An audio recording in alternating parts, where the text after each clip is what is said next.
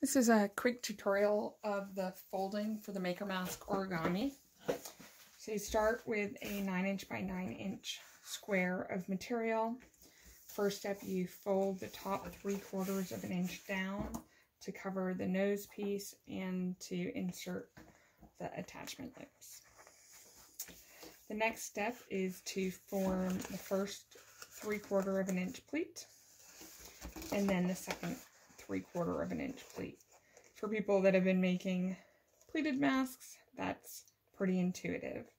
So the next step from here is to flip the mask over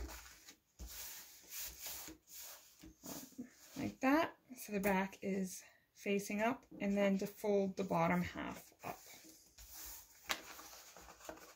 That gives you the two sides of the mask. Then you fold the bottom 3/4 of an inch down, which reveals the upper edge on the inside.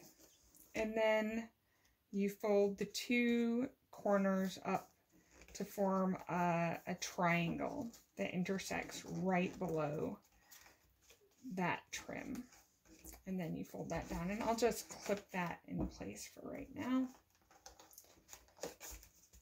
And then I do the same thing on the other side. So I take the corner, including the pleats, fold it up and tuck it under, and then sort of lock it in place with that 3/4 of an inch trim.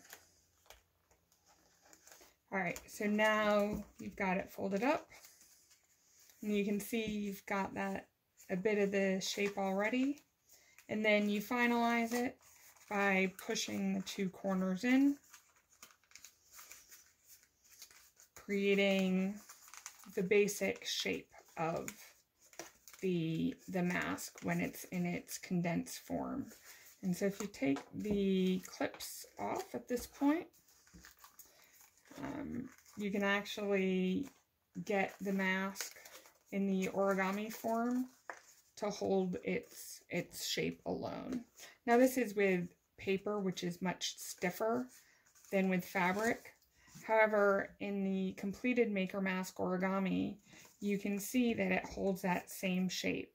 So you've got the two pleats that haven't been expanded, and you can see the intersection of the corners there.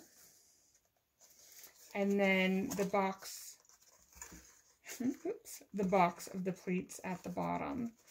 And so for this one, if you actually try to just take it apart, you can see that it adds a pretty sturdy extra layer there.